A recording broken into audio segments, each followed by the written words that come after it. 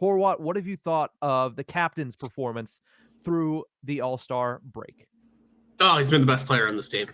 Sure, there was a little bump in the road back there, but that'll happen for a 35-year-old player no matter what. Oh my god. The bump in the road was a 4 games pointless streak, which was the longest of his career basically, which is hilarious to even say. I get why you said Mhm. it, because that's a bump in the road for Yeah. Sidney Crosby, but that is just ridiculous to think of.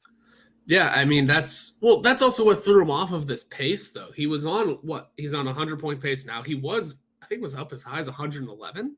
Mhm. And then that little 4-game skid popped him down to below 100 at the time, but um yeah, he's gotten back up to a 100-point pace. It's pretty incredible seeing him do this kind of thing at the age of 35.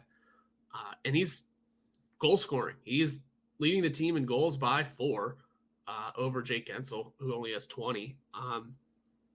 And he's doing it in spite of whoever's on his right wing, whether it be Raquel or Rust. And then he's doing it in spite of Jake Gensel also hitting goalless streaks.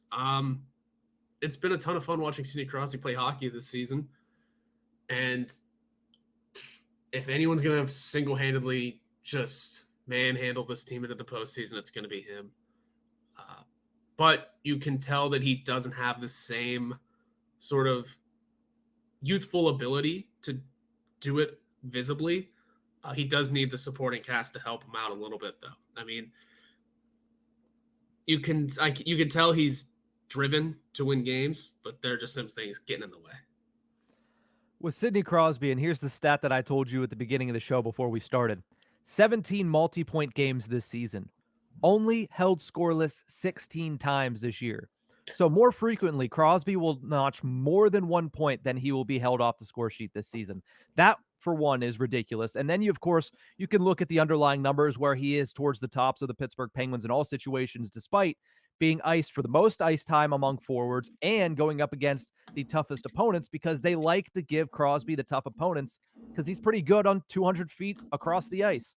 52.17% of the shot attempts at 5-on-5, which is good for 6th on the Penguins. 54.79% of the goals scored when he's on the ice at 5-on-5, again 6th. 54% of the expected goals, which is 8th. Crosby heads into break on a 7-game point streak right now, 3 goals and 12 points in that current streak. And oddly enough, he's getting the worst of the wing play between him and Malkin. Normally we say, hey, Sidney Crosby gets all the great wings, and then they go down and play better with Evgeny Malkin. We said it with James Neal. We said it with, I believe, UC Jokinen was the same way. But right now, the better wing play is going to Evgeny Malkin. I think you look at Jason Zucker and Ricard Raquel, they have been much more consistent throughout the season than Jake Gensel and Brian Rust. You mentioned it a couple minutes ago. Brian Rust is having an awkwardly odd season, which Mm-hmm. we'll get into later in the week. And Jake Gensel had that streak where he didn't score a 5-on-5 goal for over a month. So the way Crosby has been able to keep that line afloat and still get a lot of, progress out of those players, I think that's also why people think that he's playing injured. I know Jeff Taylor of Fly Penguins Fly said, is he injured? Because something seems off. And I think it's because he's carrying 2 players that right now are inconsistent. They can still be 2 of the best players and 2 of the best wingers that he's ever had. I think Jake Gensel is still putting together a really good season, but there are games where you can just see that Rust is fighting an uphill battle. Gensel's fighting an uphill battle. And that starts to wear and tear at Crosby, who's probably just going out there and trying to turn things around on his own.